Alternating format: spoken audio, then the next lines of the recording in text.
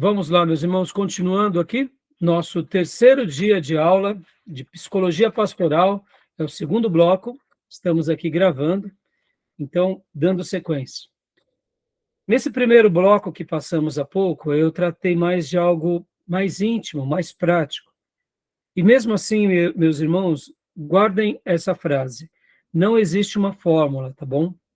Eu me lembro que eu estava dando essa matéria lá no STBnet, e enquanto eu falava sobre questões de problemas, de pecado entre as nossas ovelhas, e falava sobre a questão de traição conjugal, um pastor que estava na classe, ele disse assim, Pastor Rai, lá na nossa comunidade, quando há questões de traição, eu falo para os irmãos, nem comentarem com seus cônjuges. Eu perguntei para ele, falei, mas por que você age assim? Ele falou assim, pastor, na minha experiência, já foi uma experiência tão difícil e traumática, muitas vezes a gente orienta o irmão está querendo até falar para a esposa, ou vice-versa, e ali o casamento acaba entrando num conflito até maior. E por que eu estou falando isso, irmãos? Porque quando nós somos novos na fé, é tudo muito colorido, né? A gente acredita que as pessoas, elas, ao falarem, vai resolver, mas na prática e na experiência, não existe uma pessoa igual a outra. E muitas vezes, eu digo isso porque ao longo desses quase 30 anos cuidando de uma comunidade e praticamente 35 anos no Evangelho, eu notei que, de fato, a complexidade ela é muito mais intensa mesmo. Ninguém reage igual a outra pessoa. Enquanto um marido fala para a esposa que quebrou o vínculo, outro irmão fala para a irmã e ali, de repente, há um problema maior. Então, o que eu quero dizer com isso? O mais importante de tudo é a pessoa aprender a dar frutos dignos de arrependimento. E você, como conselheiro, ou um futuro conselheiro ou conselheira, tem que saber dar o espaço para que cada pessoa se encontre. Muitas vezes uma pessoa ela vai se abrir com o cônjuge não naquele momento da traição ou logo nos próximos meses, mas 2 anos depois, ou quem sabe 5 anos depois, ou seja, não existe uma regra, não existe uma regra, não existe uma fórmula. O que nós devemos priorizar é saber que todos pecamos, não há um justo sequer, mas, ao mesmo tempo, a gente tem que levar o irmão que se abre conosco à libertação em Cristo. E como ele vai equacionar isso, ou a irmã, na sua vida íntima e conjugal, é, é uma particularidade dela com Deus. Impor uma regra, impor algo, pode ser que o tiro saia pela culatra e a gente acabe prejudicando um casamento.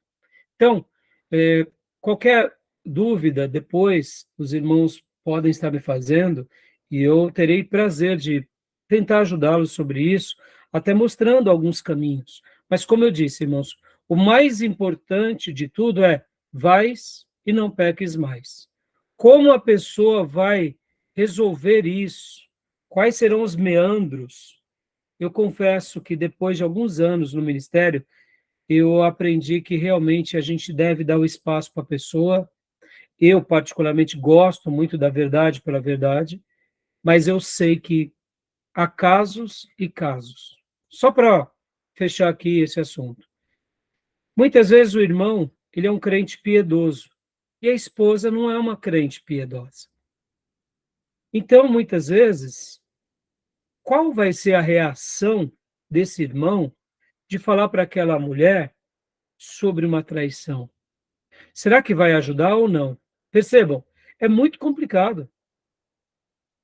A situação que aquela pessoa passa, ou pela qual ela passou, é muito fácil para a gente criar aqui uma fórmula, uma caixinha, e deixar tudo pronto. Mas no dia a dia vocês vão ver que é muito mais complexo. A gente tem que regar de oração, regar de jejuns e de vigilância, e sempre procurar dar uma condução mais harmoniosa, mais pacífica e mais restauradora, tá bom? Qualquer dúvida eu esclareço aos irmãos depois no intervalo ou nos nossos momentos pessoais aqui, tá bom? Bom, continuando aqui sobre o tema, meus irmãos, deixa eu fazer uma citação para vocês aqui de Lacan. Lacan foi um grande psicanalista. Ele disse assim, que o maior desejo de alguém, ou melhor, o maior desejo de alguém é ser de fato desejado. E o maior medo é não ser desejado. Essa frase, ela tem verdades bem interessantes. Por isso que quando a gente começa a trabalhar na arte do aconselhamento, na arte de ajudar alguém, ou até mesmo de se autoajudar, podem ver, todos nós gostamos daqueles que nos tratam bem. Raramente a gente vai gostar de uma pessoa que nos hostiliza, porque ninguém é masoquista. Então, as pessoas, elas buscam ser desejadas, elas buscam ser amados. E, ao mesmo tempo, elas temem não ser desejados e elas temem não ser amados. Guardem essa frase, que eu acho que ela pode ser muito útil para cada um de nós, né, na caminhada. Por isso que a gente tem que tratar as pessoas com respeito. Eu sei que o ministério pastoral, em alguns momentos, você tem que ser enérgico com as pessoas, tem que corrigir, e aqui o pastor ele também tem que saber como corrige, como fala, quando fala, não é sempre uma cobrança pela cobrança. Esse tato a gente vai descobrindo ao longo da caminhada, e mesmo assim, depois de muitos anos, a gente vê que ainda é possível a gente melhorar mais, porque de fato é muito complexo tudo isso, tá bom? Vamos lá. Como eu disse para vocês, eu separei aqui alguns tópicos e eu quero trabalhar dentro desses tópicos. Lembra que eu falei há pouco, no primeiro módulo, como as pessoas funcionam? Como nós funcionamos? Será que nós temos, assim, um botão off e on, né? Liga, desliga? Então, hoje eu vou conversar com o Gil, eu vou lá e liga. Gil me aceita todas as minhas instruções, aí a gente clica o off. Somos assim? Liga e desliga, irmãos? Ninguém é assim. Pelo contrário. Então, como pelo menos as pessoas funcionam? Como elas reagem? Quais são as suas linguagens? O que vocês acham sobre isso? Vocês já ouviram falar alguma coisa sobre essa questão ou não? Bom, na verdade, a gente funciona justamente ao contrário, né?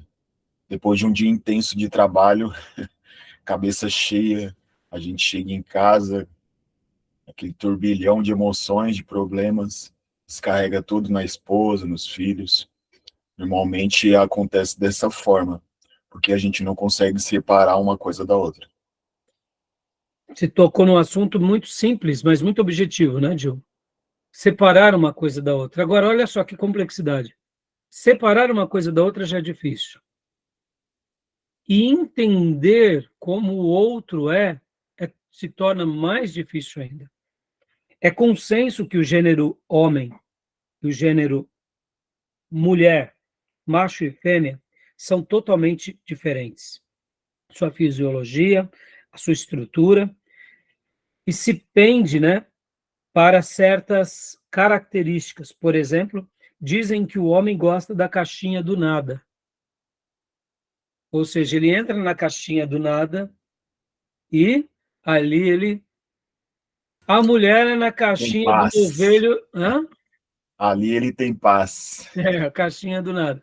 A mulher é na caixinha do novelo de lã com o gato mexendo no novelo de lã. Ou seja, tem coisa. Você vai puxando e tem coisa. E aí, olha só, são gêneros distintos. Dentro dessa questão dos gêneros, até mesmo os estudiosos vão falar que é do gênero feminino se falar um pouco mais do que o gênero masculino. Tem também uma questão fisiológica. As cordas vocais das mulheres, elas vibram mais do que os dos homens, isso na sua fisiologia. As mulheres, elas necessitam de ter mais interação no fato da comunicação. Os homens, não. É claro que, como eu disse há pouco, a grande maioria dos homens estão na caixinha do nada, mas podem ter mulheres que estão na caixinha do nada. E podem ter homens que estão na caixinha do novelo de lã. Ou seja, são as exceções. Vamos pegar uma outra característica aqui, irmãos. É do gênero masculino ser mais lógico, menos emotivo, gostar mais de cálculo. Você vai para um curso de engenharia, uma turma de 50 pessoas, tem 3 mulheres. E diga-se de passagem que as 3 meninas ainda é feia para dedéu, né? Por quê? Porque geralmente do gênero é difícil. Quando tem uma mulher que ainda é male bonita, ela é a rainha da engenharia, porque não tem. Curso de matemática, são 50 homens, 2 meninas, 3. Vamos lá, curso de letras, são 47 meninas e 3 rapazes. Ué, mas exceção. Geralmente, essa questão linguística está mais na mulher, não é por causa que é mulher, é letra, não, está na natureza delas, elas gostam, elas brincam com as palavras. Romances, poesias, poemas, literatura, é mais mulher. Já os homens têm algumas exceções. Podem ver que nos cursos de letra, de fato, são poucos homens. E brincam que, inclusive, os homens que ali estão são gays. É brincadeira, tá, irmãos? É só para descontrair, tá? É claro que não.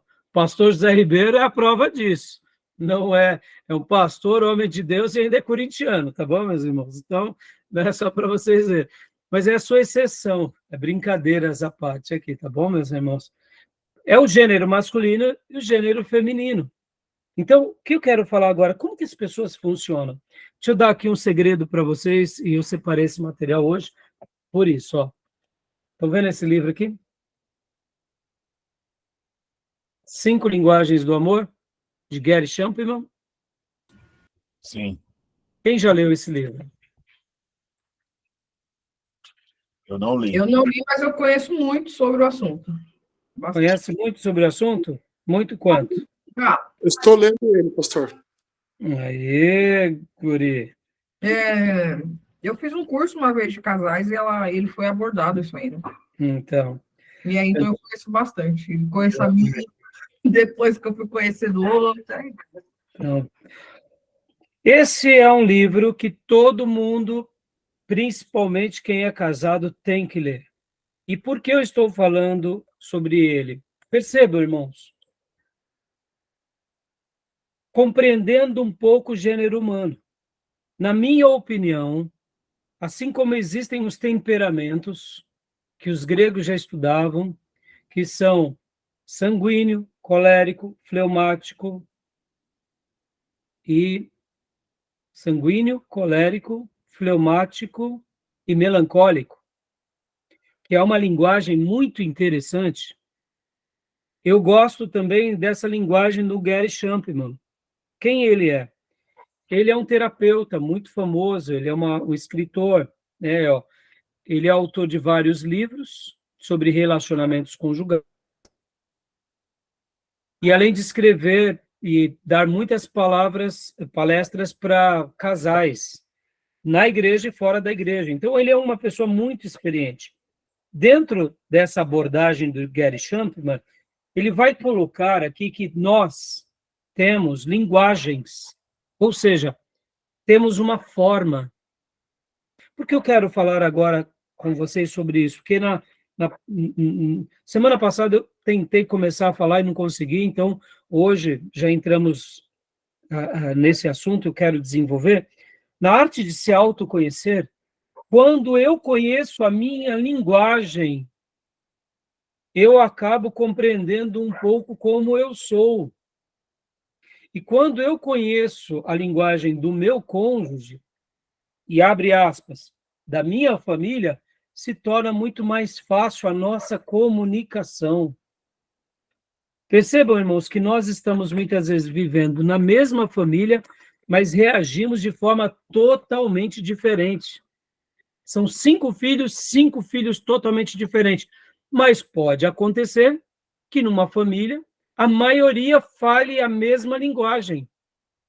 Mas pode ser que cada um tenha um dialeto diferente. Isso está além da nossa compreensão. O que está na nossa compreensão não é saber por que as pessoas têm tais linguagens, mas o que está na nossa compreensão é saber quais são as linguagens de cada um. E por que eu quero utilizar do livro do Gary Chapman? Porque, em primeiro lugar, ele foi uma bênção para a minha vida, logo no início do meu ministério, principalmente no meu casamento. Segundo lugar, quando eu li ele, eu compreendi como Deus se relaciona conosco. E eu lembro como hoje, irmãos, eu comecei a entender por que Deus realiza certas coisas na vida de um e não realiza igual na vida do outro. A maneira em que Deus se revela para cada filho é diferente. Alguns anos depois, o Gary Chapman lançou um segundo livro, que era esse daqui, ó, que é esse daqui, As 5 Linguagens do Amor pro adolescente, ou seja, quando um pai ele precisa se comunicar com o seu filho, como que ele vai comunicar-se com aquele adolescente? Passado mais algum tempo, ele lançou esse também. 5 Linguagens do Amor das Crianças. Percebam que só muda a faixa etária. Então, percebam, 5 Linguagens do Amor para o casal, 5 Linguagens do Amor para a criança, 5 Linguagens do Amor para o adolescente. Em outras palavras, quando você conhece a linguagem, você vai conseguir compreender aquela pessoa do jeito que ela é. E deixa eu até mostrar esse outro detalhe aqui para vocês. Esse livro eu não tenho, tá bom? Aqui, ó. Olha só que interessante.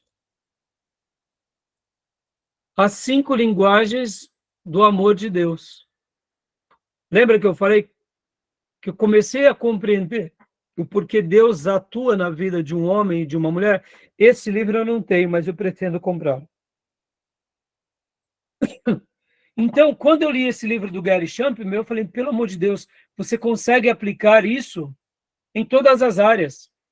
E por que agora eu quero falar sobre esse assunto? Porque quando a gente conhece sobre as linguagens, a gente se autoconhece e passamos a conhecer um pouco mais o outro.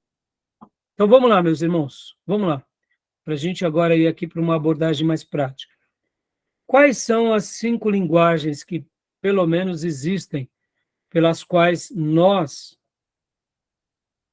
nos formamos, ou seja, somos constituídos?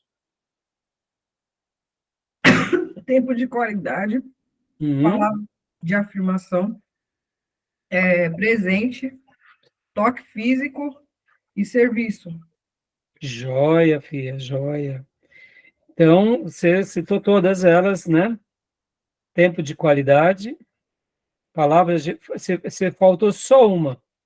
Não, tempo de qualidade, palavra de afirmação, toque físico, serviço e presente. Isso, serviço, tá certo. Você falou serviço. Então, vamos trabalhar um pouco sobre esses pontos agora, meus irmãos? Então, Maísa, explica para nós o que seria cada um desses pontos. Presente é muito claro, né? A pessoa, ela gosta de quando ela é lembrada, né? De quando, separei um negocinho para você, vou lá e comprar. Ela se sente querida e amada, assim, quando você dá alguma coisa para ela. Certo. Toque físico, é uma pessoa que ela é carinhosa, que ela gosta de pegar, ela gosta de sentir, ela gosta de abraço, e isso ela se sente amada. É o tal do pegajoso. Exatamente. Já notaram que tem gente que é pegajosa? Tem outras pessoas que ficam até assim, enquanto outros gostam de estar ali. E você vê que há um respeito, não um pegajoso, malicioso. É uma pessoa que está junto, está conversando, encosta. Isso. Precisa de contato. Precisa de contato físico para sentir que está... Está vivo. Exatamente. Tempo de qualidade. Ela só quer estar perto. Não importa o que você vai fazer, ela quer fazer junto com você. Entendeu? Ela quer que você faça com ela, na verdade. Não importa o que vai ser, assistir um filme, caminhar, conversar, essas coisas assim. E pode estar do lado e mesmo assim estar quieto? Pode estar quieto. Ela precisa só da presença ali para se sentir querida, entendeu? Então, Mas se interagir, é melhor, né? não, se estiver interagindo, é óbvio, é qualidade. Mas Uhum. se de repente o marido está na sala, a mulher está falando, e aí a mulher está dizendo bem, tá. E ele está assim, tá. Tem que, pelo menos, Tá. fingir demência, fingir que está prestando atenção, senão não vai funcionar. Vocês entendem que muitas vezes nós estamos no mesmo lugar, mas nós não estamos na mesma conexão? É tempo de qualidade, tem que perceber que ela está sendo respeitada naquele momento, aquela presença está sendo respeitada, né? Tem que ser a qualidade, né? Exatamente. A outra linguagem? Palavras de afirmação. É a pessoa que precisa ser encorajada o tempo todo. Se você, e o oposto disso, se você ficar falando dos defeitos dela, ela já vai se sentir odiada pro resto da vida. Você tem que ficar falando ali, ó. Vai, você consegue. Falhou. Voltou. Pode falar, mas deu uma falhadinha e voltou. Tem que ficar falando o tempo todo ali, né? Ela se sente mais amada, querida, quando ela é encorajada, né? Você consegue, você passa por isso, coisa e tal. Esse tipo de coisa. E o oposto também acaba com ela. Você ficar falando dos defeitos toda hora também, ela vai sentir a pior pessoa do mundo. E o último, que é a maneira de servir? Serviço é você ser prestativo para ela. Ela se sente amada. Lavei essa louça para você. Fui fazer o mercado para você. Eu estou assim falando mais coisas de mulher porque eu sou bem isso assim. Se a pessoa é prestativa comigo, eu já me sinto bem. Então, esse tipo de coisa. Eu acho que depende. Joia, sua síntese foi perfeita. O Gary Chapman, ele fala uma coisa, irmãos, que todos nós temos um tanque emocional. Todos nós temos um tanque emocional. Que no momento em que eu falo a linguagem da pessoa e a pessoa fala a minha linguagem, o meu tanque emocional aumenta. Mas no momento em que eu estou falando algo para o meu cônjuge, para os meus filhos, para as pessoas que estão ali no meu time, ou que estão trabalhando comigo no ministério, e eles não estão... Desculpem. Eu estou falando uma linguagem, e eles não estão na mesma linguagem, o meu tanque emocional vai se abaixando. Ou seja, há um ponteiro que vai mostrando como nós estamos. E é normal que quando o nosso tanque emocional está cheio, nós reagimos positivamente na vida. Vamos lá. A síntese que a Maísa deu, o que acontece? Vamos agora falar aqui como Deus se relaciona conosco. Vamos lá. Prestando bastante atenção nesses pontos, meus irmãos. Deus, ele tem palavras de afirmação para conosco ou não?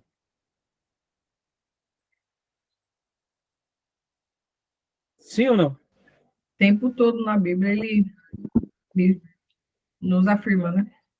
Ele nos chama de filhos, de amigos, ele revela o amor, ele diz o quanto somos importantes.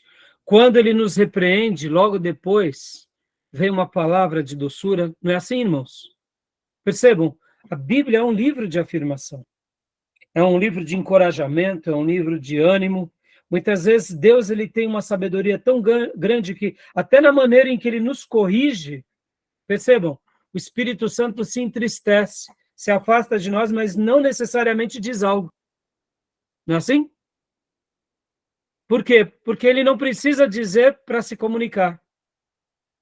Mas no momento em que se arrependemos, ele vem e nos envolve. Ele nos banha com a presença dele. Então percebam, Deus ele se revela para nós com palavras de afirmação. Vamos lá, qualidade de tempo. Deus se revela para nós dando o tempo dele para nós? Pelo amor de Deus. Deus deu o que ele tinha de melhor no céu, que é o Filho dele, para morrer na cruz. O Espírito Santo hoje se faz presente dentro de nós e ao nosso lado, e nós hoje sentimos a presença do Deus Trino por meio do Espírito Santo. Basta o invocarmos. Ou seja, em qualquer hora, se o buscarmos, o acharemos. Presente, pelo amor de Deus, o maior presente de todos foi dado na cruz. Jesus é o nosso Salvador. Ele praticou a redenção da nossa alma, ele garantiu que iríamos e vamos para o céu, que nós estamos imunes e libertos do inferno, e que, mediante essa obra salvífica, recebemos dons do Espírito Santo agora para quê? Para frutificar para a glória dele, para levarmos outras pessoas para o mesmo caminho. Ou seja, percebam, recebemos dom, recebemos poder, recebemos graça, e o que de graça recebestes, de graça dai. Servir. Jesus nos serviu, Jesus colocou a toalha e lavou os nossos pés. Deus continua nos servindo, ouvindo as nossas orações, fazendo milagres, realizando feitos, atuando na nossa história. Percebam? E o toque físico? Sentimos a presença de Deus, quase que de forma poderosa. Ou seja, a maneira em que Deus se revela conosco é uma maneira em que nós entendemos as suas linguagens. Uns compreenderão mais por meio das palavras de afirmação, outros pelo tempo em que Deus se revela, pela maneira em que ele abençoa, pela maneira em que ele serve, ou pela maneira em que ele visita. Seja como for, essa é uma interação divina com a criação. E podem ver que Deus é tão bondoso que agora, mesmo agora, a pior das almas, ele está levando palavras de afirmação. Ele está querendo salvar. A pior das almas, ou a pessoa mais pecadora, ele está dizendo que ama. A pessoa mais, eu diria, hostil, ele tem paciência com aquela pessoa, ele está indo até ela para revelar o seu tempo. Ele vai mostrando o grande presente de Deus para aquela vida que foi Jesus. Ele vai tentar, de uma forma ou de outra, visitar aquela pessoa, servindo aquela pessoa para que os sentidos dela se abrem, ou quem sabe uma visitação sobrenatural, como foi no caso de Paulo no caminho de Damasco. Enquanto ele ia fazer maldade, o próprio Cristo ressurreto veio a ele, e ali praticamente aquela luz que brilha foi um toque de Deus na vida de Paulo, um toque quase que físico, ao ponto dele ficar cego, mas logo depois o curou da cegueira. Perceba, por que eu estou mencionando isso, irmãos? Todos nós temos essa fisiologia. Guardem isso no coração, irmãos. Leiam esse livro e tentem ver como cada um de nós somos e como aqueles que estão ao nosso redor são. Por que eu estou dando essa síntese, irmãos? E por que eu quero falar sobre isso agora? Porque quando nós descobrimos como somos, nós minimizamos as nossas frustrações. Por exemplo, a Maísa acabou de falar que ela ama quando alguém faz alguma coisa para ela, né, Maísa? Ou seja, a Maísa possivelmente tem o quê? A linguagem do serviço, formas de servir. Quem está ao redor da Maísa, se servir a Maísa, vai preencher o tanque dela. Ela, com o tanque cheio, vai responder positivamente àqueles que estão ao redor. Eu me lembro que eu estava aconselhando um casal, e eu perguntei para aquele rapaz, e aí, meu irmão, como está o seu tanque emocional? Ele disse assim, que tanque, pastor? Eu falei, mas o seu tanque, onde está o seu ponteiro? E ele disse assim, meu ponteiro já nem existe mais, o meu tanque está furado. Ou seja, meus irmãos, perceba que muitas vezes numa relação conjugal, compete ao outro responder positivamente a gente. E deixa eu dar uma dica aqui, irmãos. Como que a gente faz uma leitura para a gente compreender qual é a linguagem do outro? Geralmente são as reclamações. Vamos lá, Gil. Abrindo aqui, e Tomé. O que mais a mulher reclama? Muitas vezes. Vou abrir aqui o meu leque, tá? A minha esposa, para mostrar para vocês, ela reclamava muito que eu ficava com ela, mas não estava com ela. E eu não entendia a cabeça dela. Eu falava, amor, eu não estou te entendendo. Eu não estou no boteco, falava para ela. Eu não estou longe de casa, estou em casa, mas eu não estou entendendo o que você está me cobrando. A linguagem da minha esposa é qualidade de tempo. Então, por exemplo, o que que ela precisava? Ela precisava que, quando eu chegava do trabalho, eu não ia pegar um livro para ler, nem fazer uma tarefa da igreja. Ela queria simplesmente que eu olhasse nos olhos dela e ali tivesse um momento olhando, ou quando fosse para a cozinha, estando ali conversando com ela, fazendo ali uma comida para a gente jantar.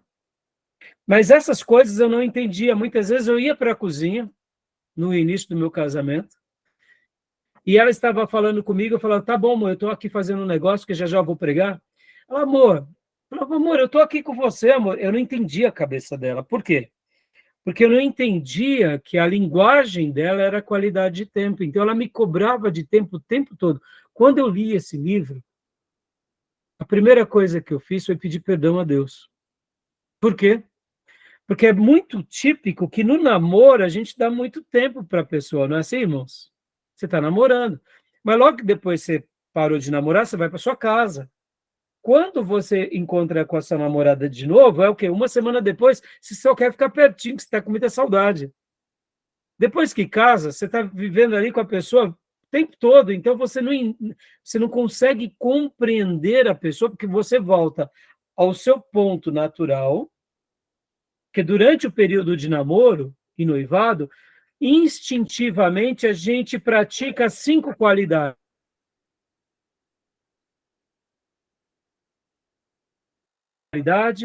Gostamos de dar presente, gostamos de servir e gostamos de dar carinho e receber carinho. Opa, caiu um pouco aqui, né? Oscilou de novo. Voltou? Voltou. Percebam, mas depois que nós passamos por essa fase, olha que interessante. Depois que a gente passa por essa fase, o que acontece com a gente? A gente casa e a gente volta à normalidade.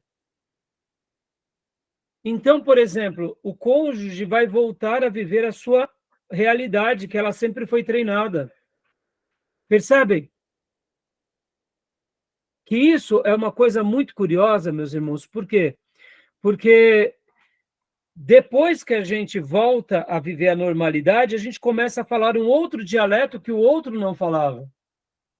Estão entendendo as complexidades? E aí eu descobri que, para mim, por exemplo, irmãos, a minha linguagem principal é maneiras de servir também. Minha família é assim, então eu cresci assim. Então a minha esposa, por exemplo, me servindo, eu já estava feliz. Ela não precisava ficar gastando muito tempo comigo, bastava fazer algumas coisas que eu gostava.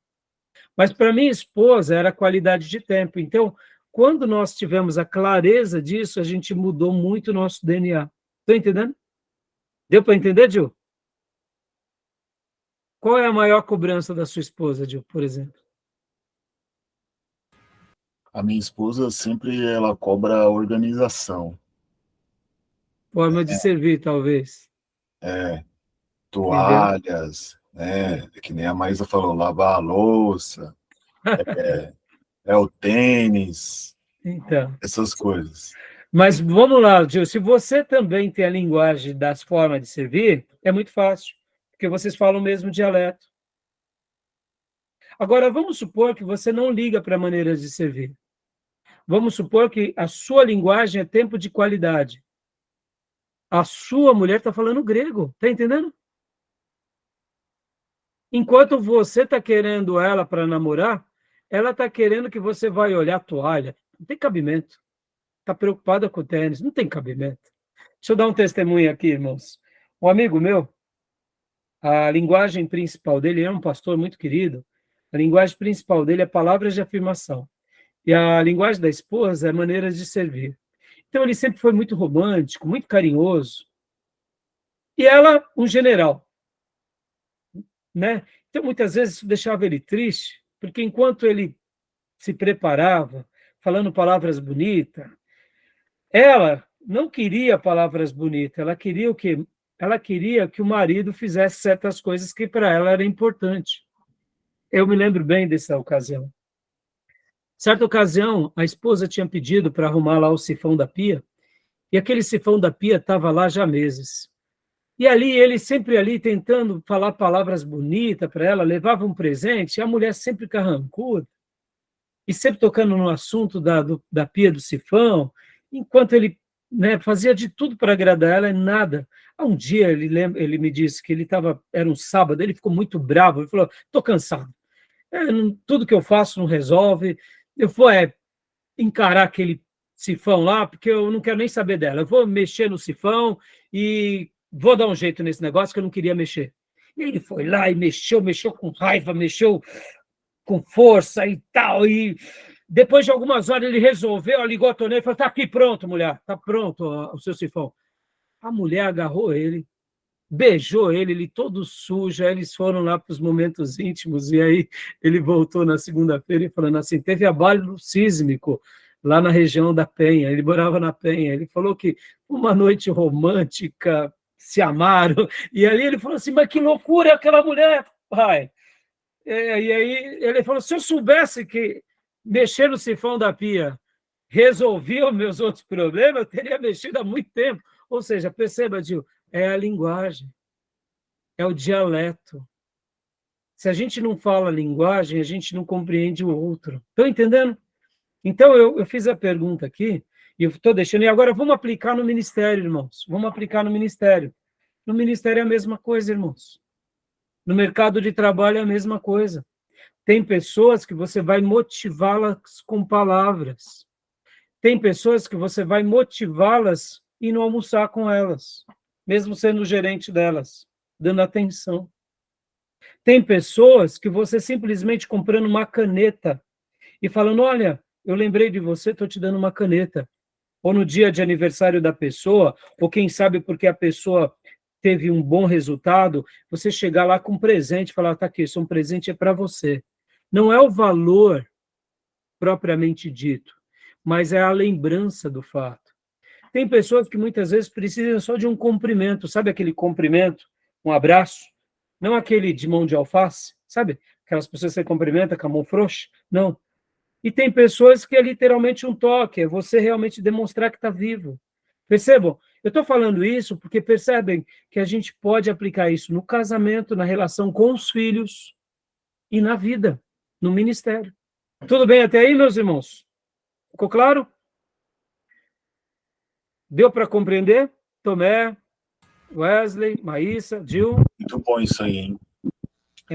Aqui é um segredo para a vida toda. Gil? Sim, pastor. Pode falar, irmãos.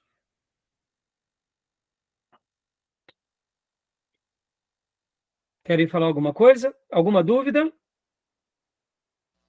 Ficou bem claro, pastor. Ficou bem claro? O exercício dessas linguagens é mais difícil. Vamos lá, Gil. Sua mulher cobra tarefas. Você sabe qual é a sua linguagem, Gil, ou não? O que você mais cobra a sua mulher? São tantas coisas, mas assim, não tenho algo definido. Assim, na verdade, assim, sobre mim, eu sempre sou muito indeciso. Bom, é possível que uma pessoa seja bilíngue, tá? Ou seja, ela, por exemplo, eu sou maneiras de servir e palavras de afirmação. É a minha segunda linguagem. Palavras de afirmação. E as outras? Meus irmãos, as outras praticamente, por exemplo, né? Presente. Eu não ligo. De fato, irmãos, não é que eu não goste, mas não faz diferença nenhuma. Para mim, a pessoa me tratando bem, olha só que loucura, né? Para mim, eu fico muito feliz. Ao mesmo tempo, me tratou mal. Por que me tratou mal? Fiz algo? Fiz.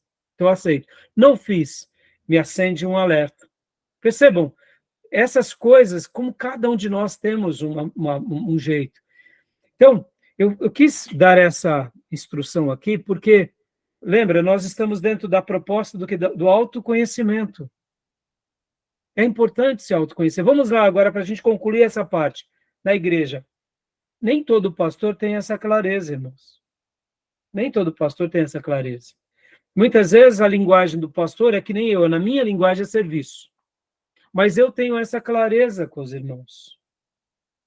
Então, é normal que se a minha linguagem é serviço, eu amo servir os irmãos. Concordam? Eu sou uma pessoa sempre proativa, porque se a minha linguagem é serviço, eu amo servir. Concordam? E se a minha linguagem é afirmação, eu amo dar afirmação. No entanto, eu tenho clareza que nem todo mundo fala a minha linguagem.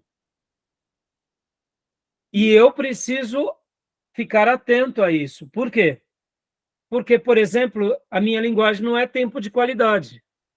Assim como para minha esposa era importante, tem membros na igreja ou da liderança que tempo de qualidade é importantíssimo. E eu tenho que arrumar tempo para dar tempo para essas pessoas. Está entendendo? Vamos supor, eu não sou um pastor voltado à visita, mas, em virtude dessas realidades, eu tenho que arrumar tempo para ir na casa dos irmãos pelo menos uma vez na vida. Entendeu? O pastor que ele é um pastor mais de visita... Eu gosto muito de visitar. Pois é, um pastor que gosta muito de visita, Gil, ele, naturalmente, ele gosta também de ser visitado. Então, o que acontece? Todo mundo sabe na igreja que meu dom principal é o pastorado e o ensino. E como eu dedico muito tempo no ensino, seja na igreja ou no seminário, você não consegue dedicar muito tempo nessas coisas e fazer muita visita. Então, as pessoas já na nossa comunidade sabem que eu vou visitar em casos realmente que é uma necessidade. E eu já tento deixar isso meio claro a todos para que não haja frustração no rebanho. Porque nem todo pastor vai ter um ministério de ensino como o meu. E eu também mostro para as outras igrejas, olha, seu pastor, ele não necessariamente vai ter um ensino como eu. Por quê? Porque não, ele foi chamado à visita. É como o outro que foi chamado à evangelização. Percebam? São linguagens, irmãos. São linguagens. Essa relação, a gente se autoconhecendo, a gente se frustra menos. E quando a gente conhece os outros, a gente atinge a necessidade daquela pessoa. Lembra que há pouco eu falei da frase do psicanalista Lacan? O maior desejo de alguém é ser desejado. Ou seja, quando eu sei a linguagem da pessoa, eu demonstro amor para a pessoa. Percebam, irmãos, eu posso amar 10 irmãos da minha comunidade ou 10 famílias, mas se eu não consigo mostrar para essas pessoas que eu amo, é como se eu não estivesse amando. Concorda?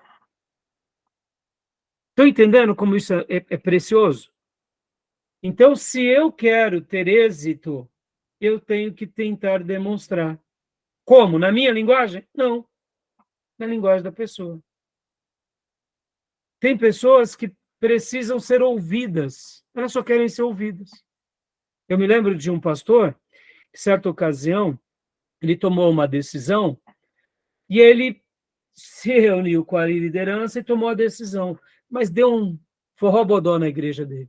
Aí depois ele sentou com essas pessoas, era uma igreja muito grande, e ele falou assim, tá bom, irmãos, então agora a gente vai fazer uma reunião só para tomar essas decisões junto com vocês. E quando ele sentou e tomou a decisão com toda a igreja, ele gastou mais tempo, naturalmente, eram mais pessoas, mas aí ele chegou e disse assim, bom, vamos lá. O que vocês querem falar? E as pessoas falaram. Depois que as pessoas falaram, o pastor respondeu, deu a opinião deles, e ali no frigir dos ovos, o que o pastor aprendeu? Ele aprendeu que as pessoas só queriam ser ouvidas. Não precisava que o pastor aceitasse as recomendações dela, mas elas só queriam ser ouvidas, e que o pastor desse essa qualidade de tempo de ouvir as pessoas. Percebam, algo tão simples, mas que gerou um trabalho tão grande. Porque no momento que ele não fez, não deu o direito de ouvir as pessoas, elas ficaram depois se fermentando durante meses. Na outra ocasião, ele gastou 3 reuniões e resolveu todo o problema. Percebem?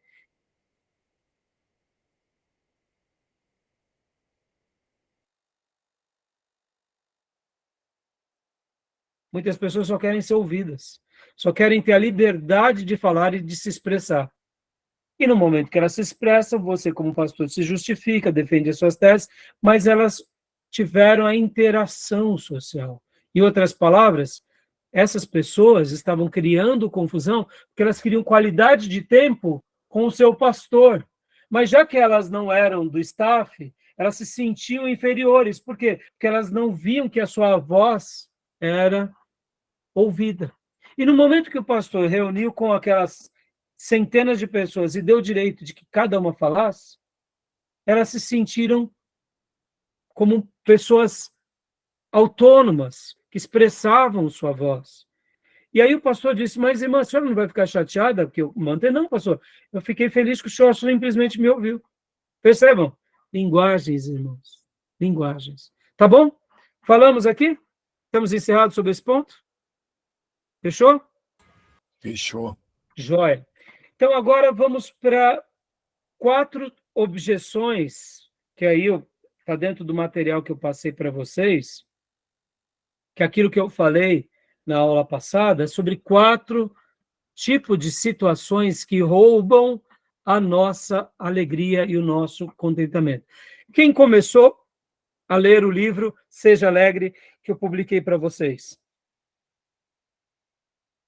Antes disso, vamos fechar aqui esse bloco, que já está dando a hora, sobre o Vida Resiliente, Gil e Maísa. Ouviram? O que vocês têm para me dizer sobre aquele áudio, aquele material? Eu achei maravilhoso. Pode falar, Maísa. Fica à vontade. Pode falar. Não, eu ia falar isso aí também, que é muito bom, muito esclarecedor. Estou encaminhando também para algumas pessoas. É muito bom mesmo, pastor. Tem algum ponto que você queira destacar, que você gostou, que você chamou a atenção? Do autocuidado, da falta de você olhar, de você não olhar para você nos momentos corretos, eles vão acumular e vão trazer problemas em certos momentos da vida. Essa parte aí dos 40 e poucos anos, 50 e poucos anos, né? Que dá bomba, já vi acontecendo, e de fato é bem curioso, né, Maís? curioso mesmo. E é importante a gente destacar. Alguns chamam até período do lobo, né? Sim. O da loba, fica solitário, uivando, porque, percebam, irmãos, assim como a gente passa pelo período da adolescência, que é um período de muitas mudanças, porque a infância, você não nota geralmente a infância. Quando você vê, você se sente criança, você descobre que está. Mas a adolescência é a transição entre aquela criança, agora com o corpo de adolescente, se tornando adulto, com novas vontades, com novos desejos, com um novo corpo, ou seja, é uma metamorfose. Por isso que o período de adolescência é um período de muita tensão, e aí nós precisamos ter paciência, porque cada pessoa reage de uma forma. E a outra grande transformação não é na vida adulta, porque depois da adolescência para a vida adulta, ali é uma maturidade, mas é ali onde entra essa transição entre a vida adulta agora para a terceira idade, que é um período onde a pessoa já não se sente mais com a vitalidade da juventude, não se sente mais útil porque a sociedade rejeita, a vida passou e você não consegue começar tudo do zero, porque agora você já está com 50 anos, ou seja, é uma fase muito difícil. Por isso que a gente tem que considerar com muita maturidade e a gente tem que também olhar para essas pessoas que estão nessa crise, olhá-las com compaixão.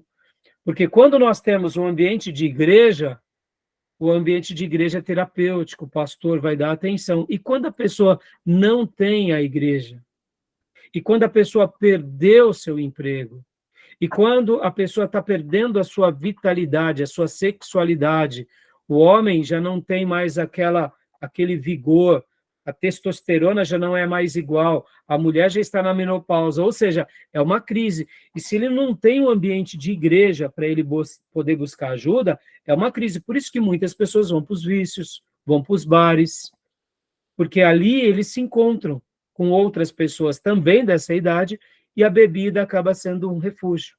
E por isso que algumas pessoas entram em depressão, vão para as drogas, mesmo nessa fase que não deveria, porque eles já se sentem velhos para começar a vida, vêm as oportunidades que passaram e não aproveitou, e agora?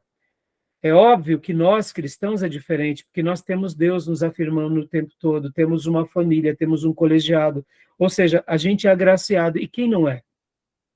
É interessante, né, irmãos? Tá bom? Então, diga, Maísa.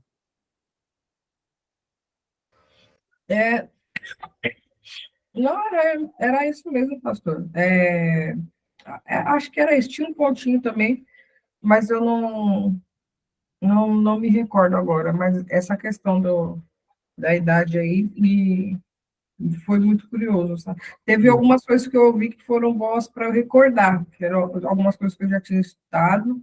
Eu falei, gente, realmente isso de fato é real, é verdadeiro. Aí eu encaminhei para algumas pessoas. Glória a Deus.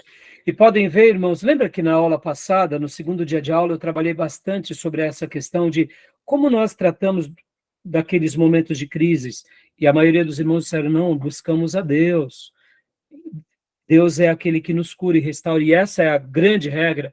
Mas fora isso, lembra que eu falei que a gente precisa fazer algo para a gente se recompor? Ou seja, a gente precisa fazer algo para a gente restabelecer as nossas emoções? Na vida resiliente, podem notar que a nossa dimensão espiritual e emocional está ligada diretamente ao nosso comportamento humano.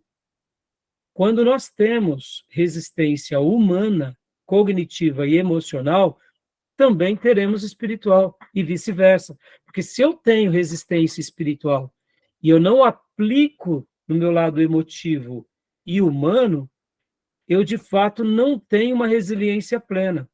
Deixa eu ensinar aqui uma frase muito importante para vocês, que é uma máxima também. Nós não podemos tomar grandes decisões em momentos de pressão psicológica muito grande. Ou seja, estamos passando por uma prova muito grande, um tormento muito grande, uma tribulação muito grande, seja na vida profissional, seja no casamento, seja na vida física, e ali a gente toma uma decisão muito grande. Nós não estamos com a nossa vida equilibrada para tomar uma grande decisão. Em momentos de grande tensão, não tomamos grandes decisões. Por quê? Porque podemos tomar uma decisão errada. Vamos lá, o casal está brigando muito, ele toma a decisão de separar. É óbvio, vai ser uma burrice, vai dar com burros na água. Por quê? Nesse momento, mesmo que ele esteja com essa vontade, ele não pode fazer isso ou ela. Por quê? Porque ele não está no seu melhor momento emocional. Eu vou abandonar esse emprego. Não é hora. Então, em momentos de grande tensão, não tomamos grandes decisões. Esperamos as coisas tranquilizarem para depois de oração, meditação, aconselhamento, busca por ajuda, aí a gente toma uma decisão. Pode ver que Provérbios vai falar que na multidão dos conselheiros há sabedoria. Ou seja, no momento de tensão, você não tem nem tempo para passar no aconselhamento. No máximo, pedir socorro para alguém. Por isso que em momentos de grande tensão, em momentos de grande explosão, a gente não toma grandes decisões, tá bom? Gil, fala aí um pouquinho sobre o Vida Resiliente, os pontos que você mais gostou, porque aí no último bloco a gente vai falar dos ladrões da alegria. Bom, eu gostei muito da parte que ele toca, inclusive foi um dos pontos da nossa última aula. A gente teve uma conversa e a gente falou um pouco sobre isso. Ele mencionou sobre a gente estar interagindo de uma forma saudável com o nosso dom, com o nosso chamado. E isso vai nos dar uma vida de sucesso, né? Enquanto você não tiver ali uma clareza daquilo que Deus te chamou, você vai estar sempre se metendo em confusões, né? É muito legal, ele deu um exemplo de Uzias, não. Eu não vou lembrar, aquele rei que interagiu ali com o profeta Isaías, é Uzias mesmo. É o Acho que rei é Uzias. É Uzias. porque o profeta Isaías, ele é um profeta longevo, ele tem Sim. várias participações de vários reis, né? Sim, e aí ele falou que em algum momento ali ele foi ali querer tomar o lugar do sacerdócio, do sacerdote, fazer coisas do sacerdote. E não era o chamado dele, ele estava indo bem em outras áreas, mas acabou se metendo ali em uma coisa que ele não tinha o dom, não foi chamado por Deus, e acabou Exato. dando com os burros na águas, né? Gostei muito desse exemplo. E ele gostei muito também, acho que é o Gordon que falou isso, né? Gordon MacDonald, exatamente. É o mesmo autor daquele livro que eu indiquei para vocês, que é esse daqui, ó. Põe em ordem o seu mundo interior. Que legal. Inclusive, você pode ver que nessa palestra, esse livro aqui, quando ele lançou, Gil, olha só, eu acho que esse livro ele foi editado pela primeira vez em 84. Essas palestras foi depois de 2000 e alguma coisa, 2005, se não me engano. Ou seja, ele fala que agora ele se sente que tem o dom de ser pai, não é isso? É isso que eu ia mencionar. Depois de uma certa idade, ele pode falar às pessoas como pai, assim, e as pessoas têm uma aceitação maravilhosa, por conta que ele se identifica com isso, né? E é o chamado dele. Mas, assim, muito legal mesmo. Maravilha. Então, irmãos, olha só, porque eu mencionei tudo isso, né, hoje, quis trabalhar um pouco sobre como as pessoas funcionam, e estamos falando agora de vida resiliente, inclusive o próprio Gordon MacDonald, nessa palestra, ele fala sobre o caráter, né?